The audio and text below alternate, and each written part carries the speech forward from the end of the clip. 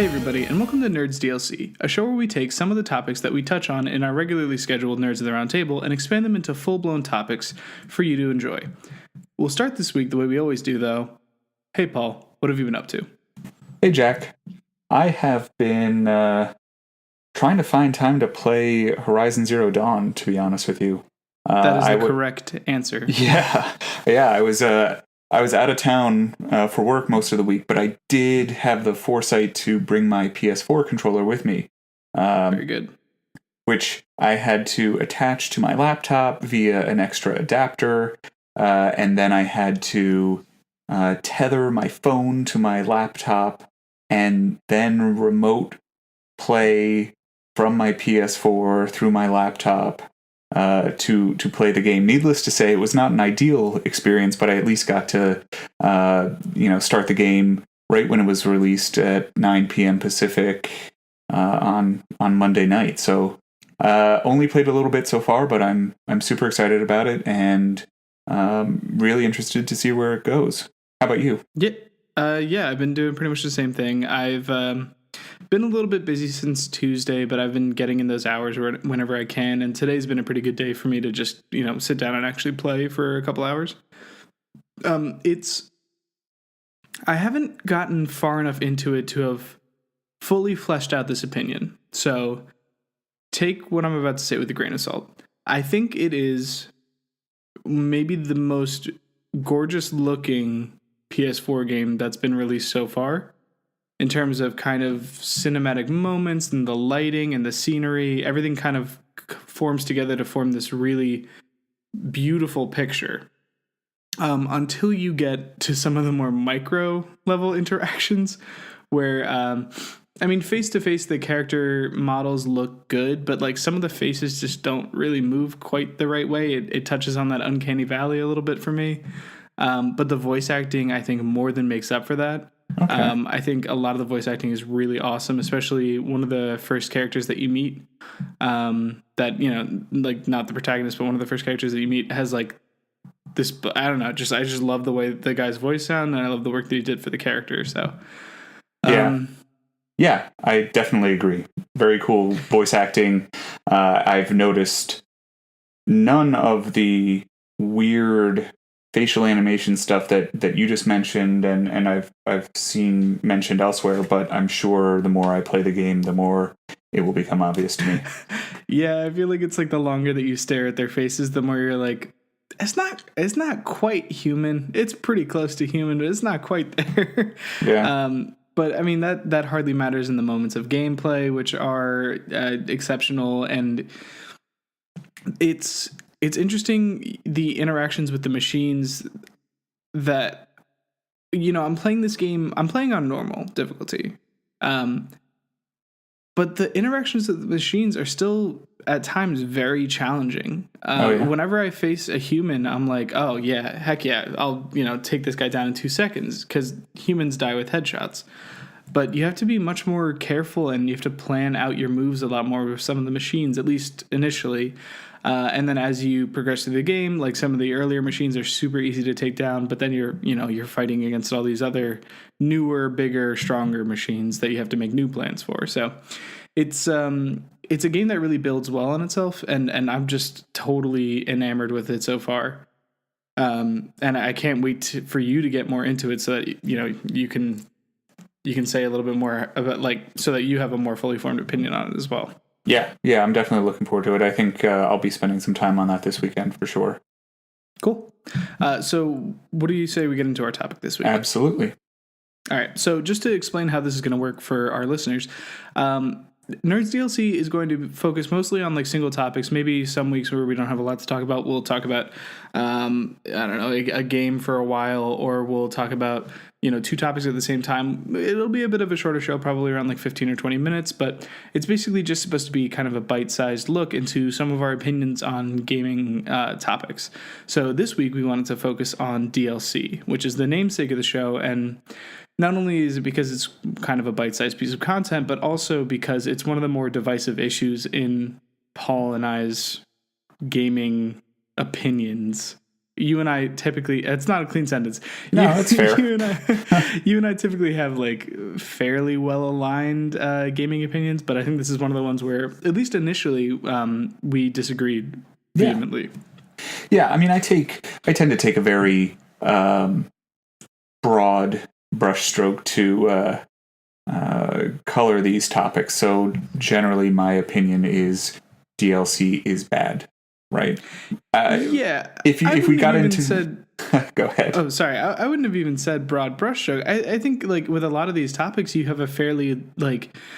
Tell me if I'm wrong in characterizing you here, but a fairly like no bullshit policy. Like when you even smell that like somebody might be trying to look for a little extra money here or there out of the consumer when they don't necessarily when they haven't done enough to maybe earn it, I feel like you're immediately like no, I'm not cool with that. Yeah, I'm pretty cynical in general, so I always assume that especially large corporations are playing as bad actors.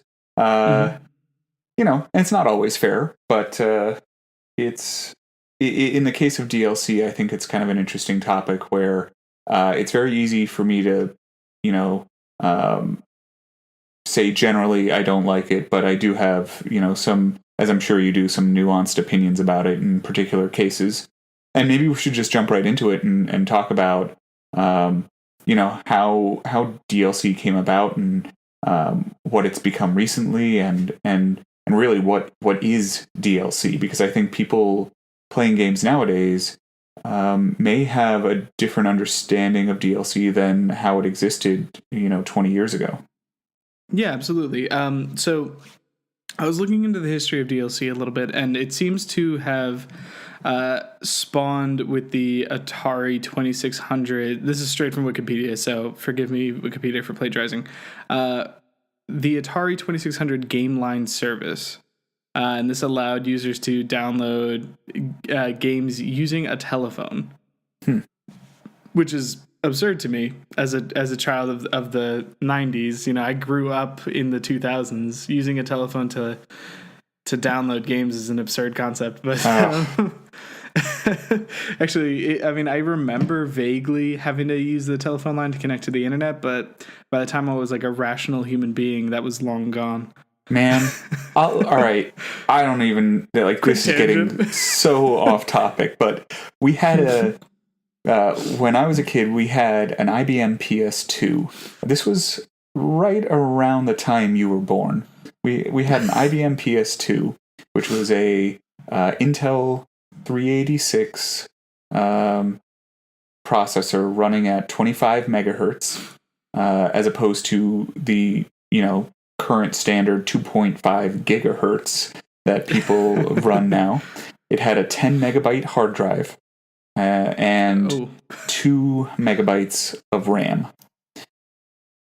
And it had a modem. And so one day I decided to see if I could connect to AOL, which was one of the few ways to connect to, what we would call the internet. And so I plugged in the phone line, I hit connect, and I heard the familiar internet dial-up sound that is becoming a kind of an unknown thing to kids these days. That's an artifact by today's standards. I remember it, but it isn't. It's old. Yeah. So I I plugged it in, hit connect, and then I heard someone talking, and I was like, oh my god, I don't have a microphone. I don't know how to tell this person that I want to get online. And so I started talking at the computer. Hello, I'm trying to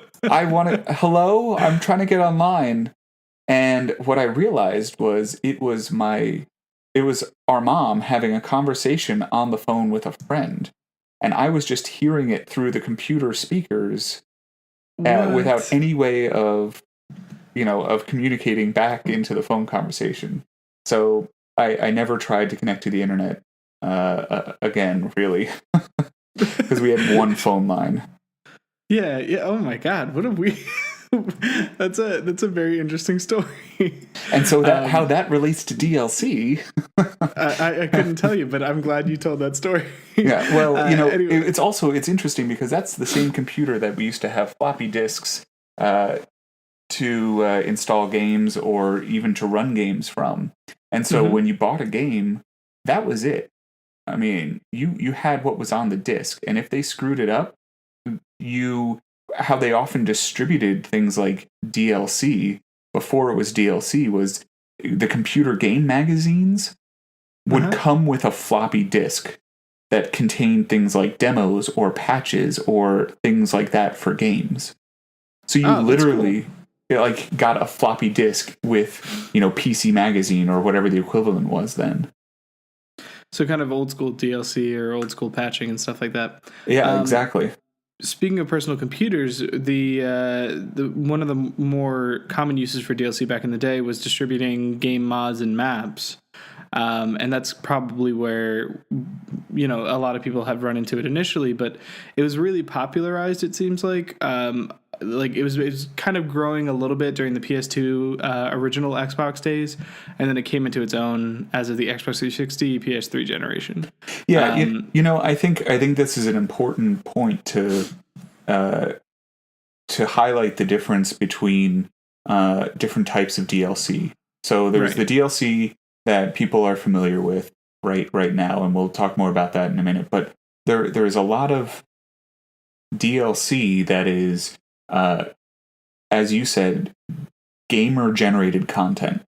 Mods, skins for characters, maps for certain games. I think StarCraft, the original, allowed you to create maps and things like that. There was a StarCraft map editor StarCraft, and stuff. I used to play a lot of StarCraft games online. Some of my favorite ones are the ones where you have to create mazes for random creeps basically to run through to try and kill them before they got to the end. It was like a tower defense game basically. Right. That was one of the first experiences I have with tower defense games. I've always been enamored by tower defense games ever since. But and so.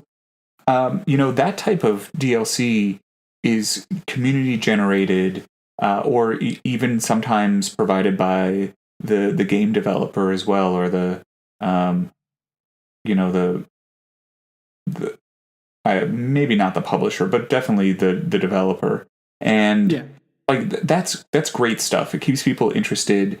It promotes community. And it extends the longevity of the game. It adds replayability, right? Right. And so that's how DLC really started out, as extending the life of this game that you purchased. And then why don't you continue with how things evolved, starting with the PS3 and Xbox?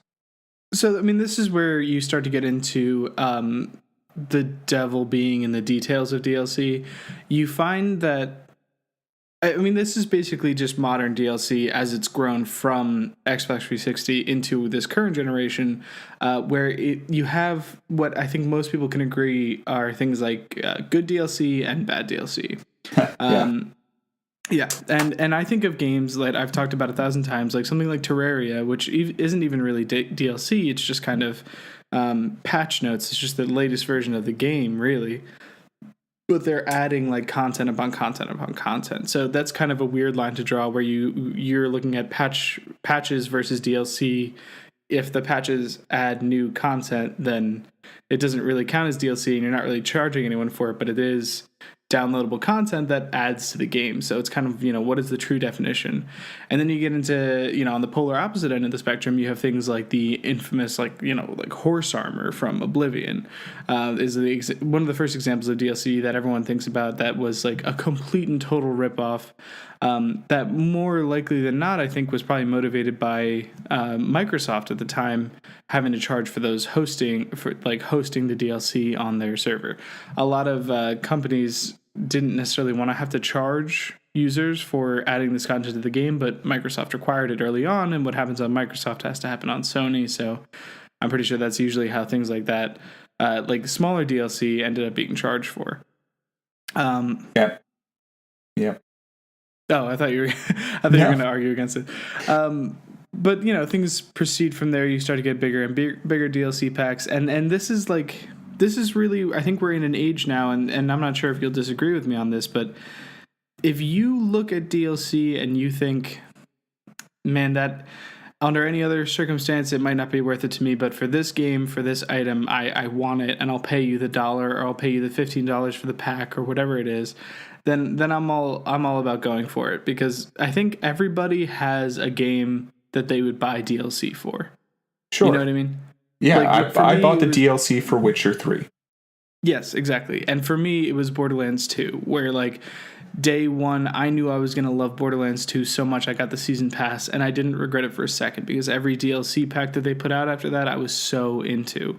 So that's there are games that I'm against DLC generally, but if someone's doing a good job with it, and if it's for a game that I love, then I'm all about it.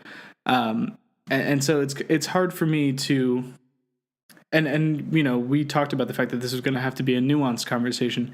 It's hard for me to across the board be like, I don't really love it, because all it takes is someone being like, oh yeah, but what about for this game? And I'm like, well, yeah, well, okay, fine for that game, Yeah. Yeah, I mean, I think that's true, but we just named 2 games where DLC can make sense, right? That's true. You get these big open world games where you can have a complete story, and then you still have the world, right, where you can generate other storylines and have meaningful content added. That's true. Some of it's pretty basic and simple and not very exciting, and that can be a waste of money.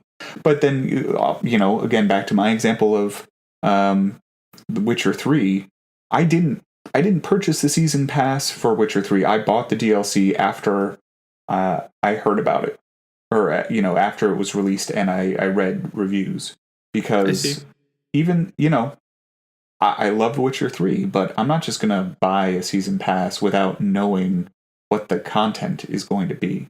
That'd be like me buying Zelda Breath of the Wild and purchasing the DLC right now, when even just recently you and I were talking about, we don't even know what some of this stuff is going to be that's included, but we already have an early opinion that it seems kind of silly. Yeah, and I think this touches on the kind of pre-ordering conversation that we've had before with season passes. You're basically pre-ordering DLC, and I think for the most part, pre-ordering without a real firm knowledge of not only what you're getting, but how good that thing is going to be, can be a mistake. Is probably often a mistake. Even if it works out, maybe it would have been better to wait on that thing, whatever it was, Yeah. But I mean, it's hard to say. You end up in a position where it's cheaper, and if you know you're gonna like it, then like you kind of, there's a part of you that's like, oh, I have to jump on this. But that's also, people get into issues spending tons of money on DLC in mobile games, and that's not an arena that I usually touch on. But things like microtransactions have seeped from the mobile space into the console space, and to some people, probably, it could be argued that it's causing problems. For other people, it's just the next evolution in DLC. Yeah. So per the future of DLC, before we wrap this conversation up, I was kind of wondering what you thought about microtransactions. I'm not a huge fan of microtransactions, just because they tend to be small things that I don't really care about. I don't care about, skins for weapons or new outfits or things like that. And on the mobile space, if you're going to charge me for a game, charge me for a game. Don't make me buy gems or something like that to speed up some sort of, countdown timer, right? Yeah. Like, I'll wait the day or, 8 hours for whatever to reset. I don't care. I don't play games on the phone all that often. And I think that microtransactions are a separate, type of DLC. Sure. If you go back early to, but it brings me to a kind of this point to make a distinction between the different types of DLC and really how I feel about each of them. There was a game, Mortal Kombat, I think. I don't know if it was the recent one, or no, it was probably a previous one, where the DLC was on the disc with the base game. Mm-hmm. And you had to pay for it to unlock it, and yet it was already on the disc when you bought the game at launch. Like that. Yeah. That to me is really shitty. A lot of people equate that with kind of this day one DLC thing, where it's like, if you had it ready for day one, why isn't it available in the game that I bought on day one? Yeah. I mean, it's a separate thing, and that's exactly my point. That is a money grab as far as I'm concerned. If you release a game and you say, we are building out a ton of new content and a bunch of interesting stuff, and it will be available as DLC 6 months from now, I'm okay with that.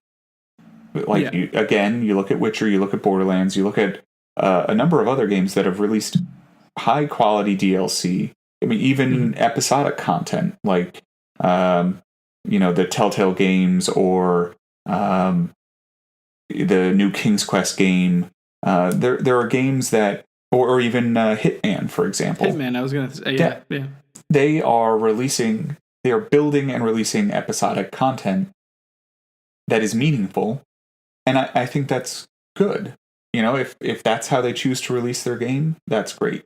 That's not how I prefer to buy a game, but no, certainly not. Whatever. I think it's a reasonable way to release content and get people to be interested in it. Now, I'm not going to get into the sub-layer of that, which might be, they built the game all at once and now they're just releasing it as paid content over the next year. That's a separate thing. How does that intersect with our season pass, where you might pay for the whole game all at once, but then you have to wait, a month at a time to get pieces of it? It's a weird.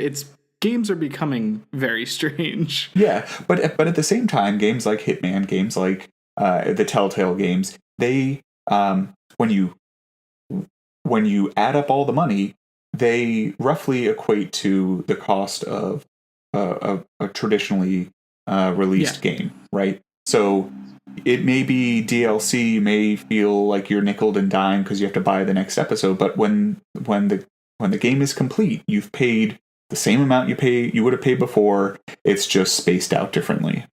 And to me, that stuff is fine. I look at microtransactions as completely useless for me. I will specifically avoid games that require microtransactions. They are of no interest to me. Right, I think that's totally fair. The only game that I've really engaged with that had microtransactions was Rocket League, and it's because I got that game for free through PlayStation Plus, and I was like, you know what? I like what these guys did. I like some of the skins that they're offering, and they haven't gotten any money from me.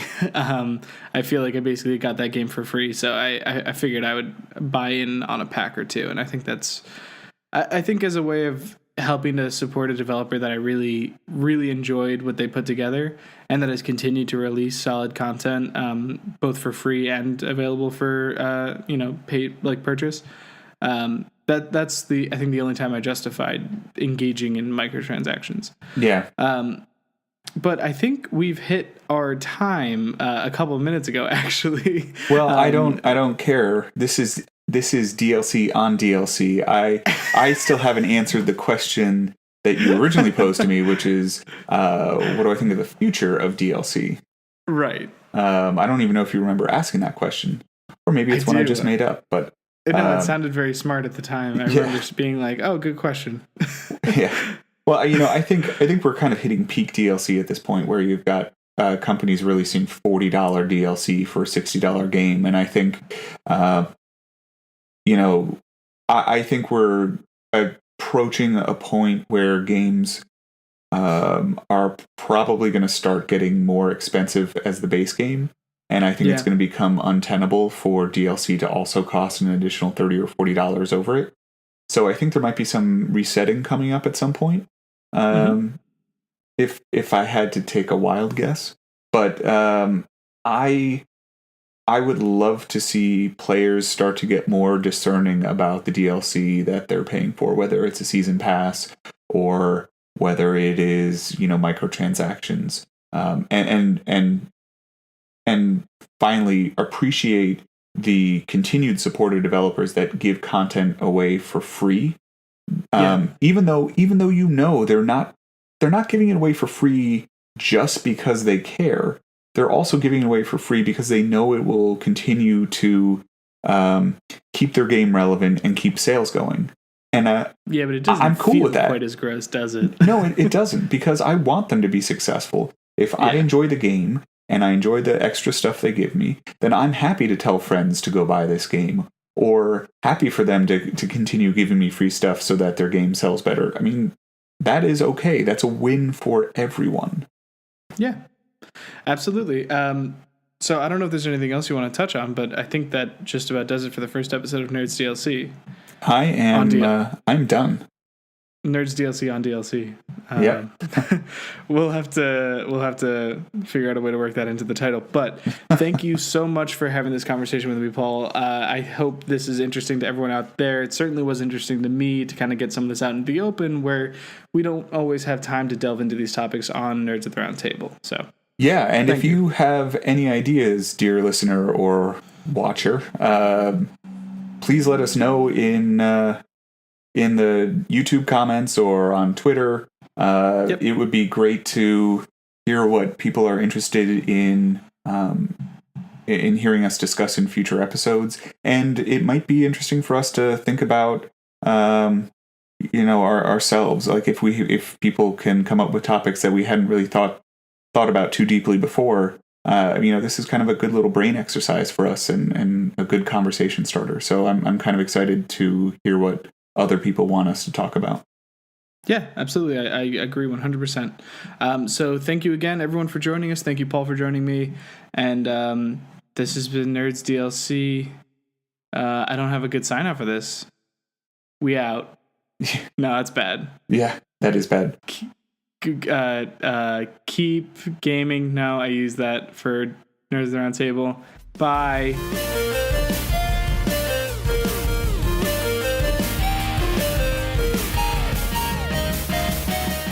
Yeah. I'll edit something in post. No, I won't. Yeah. Okay. Well, that's where we end the conversation. That's it. That's where the podcast ends. All right.